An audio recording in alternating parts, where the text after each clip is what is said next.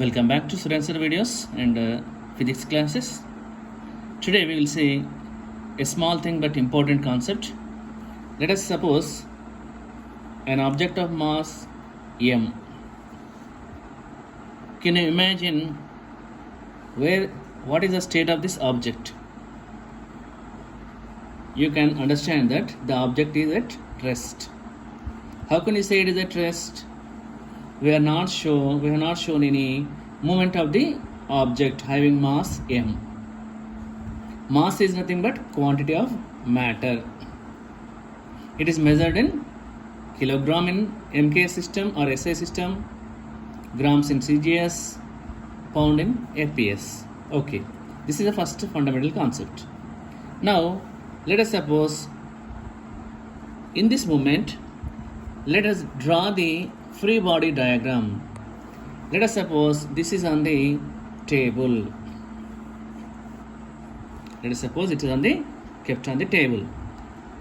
Now, to understand what is free body diagram, the free itself indicates that we are making the object free from its supports. That is why it is called free body diagram. And moreover, we are going to represent the forces acting on each and every object in the system. But here only one object is there. We are drawing the free body diagram for this object. Let us see. Because to understand the concept, we have to draw the free body diagram.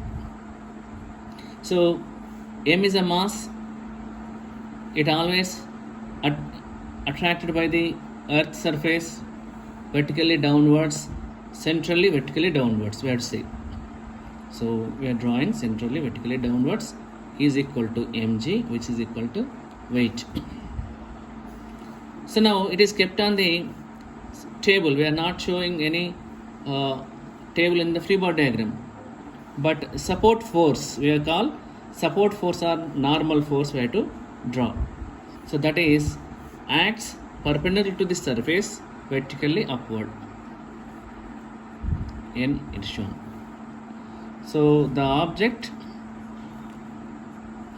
mg acts downward, centrally vertically downward, and normal force is a force called supportive force or surface force acts on the object vertically upward. Now, what are the values of these two? Now in this case, N will be equal to mg or weight. Normal force equal to weight. So now the net force, how much it is? Net force nothing but algebraic sum of the forces. Bring left side equal to 0. So net force acting on the object is 0. That is why the object is said to be at rest. When the net force acting on the object is 0, it is at rest. Now, when you apply a little amount of force in this direction, force F, immediately until there is an application of external force, we don't find any frictional force. Till you try to move it, immediately there is a development of opposing force called frictional force, which opposes the relative motion of the object. Why it is called relative motion? Movement of the motion of the object with respect to table. So it is a relative term. So now the frictional force acts along the surface is always important. So the frictional force acts along the surfaces, and moreover it is opposite to the applied force. Till there is the application of force, there is no frictional force. But when we start applying little gradual amount of force, there is a development of frictional force. This type of frictional force, when the body tries to move, is called static friction. Static friction. Okay, now we have understood what is meant by frictional force and when it tries to act. Now our main aim of the experiment is, when you move it, initially the velocity is 0, u is 0 meter per second. Velocity is measured in meter per second in SI system or MKS. SI system is the extension to the MKS system. Meter is the displacement, second is the unit for time. So meter per second. So when we try to move, what happened after certain time t, it has moved a little distance. Then velocity will be called final velocity. So how much time the change in the velocity from u to v is 0 to v is t time. So now we get acceleration. Acceleration is equal to v minus u by t. Now the amount of force acting can be calculated in this way. So it is a product of force is a product of mass into acceleration. Already initially mass is a quantity of matter, it is measured in kilogram. Acceleration, what is the unit of acceleration? Now you can understand. Velocity measured in meter per second. Change in the velocity also meter per second, because velocity only. Meter per second by second. How much second goes up?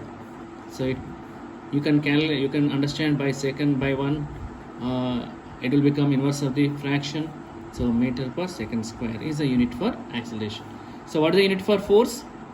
Kilogram meter per second square. Second square and it goes up minus 2. So this is the unit of kilogram meter per second square. So kilogram is the unit of mass, acceleration unit is meter per second square. Acceleration is nothing but rate of change of velocity. Rate means within what time it is changed. If there is no change in the velocity, then there is no acceleration. Understand? If it is moving uniformly, then there is no change in the velocity, then there is no acceleration. So when there is a non-uniform motion, then only velocity may be increased or decreased, then only acceleration will be there. So in this way the unit of force can be found out from MA formula, kilogram meter per second square. So children will take some more depth concept in the free body diagram in the next class.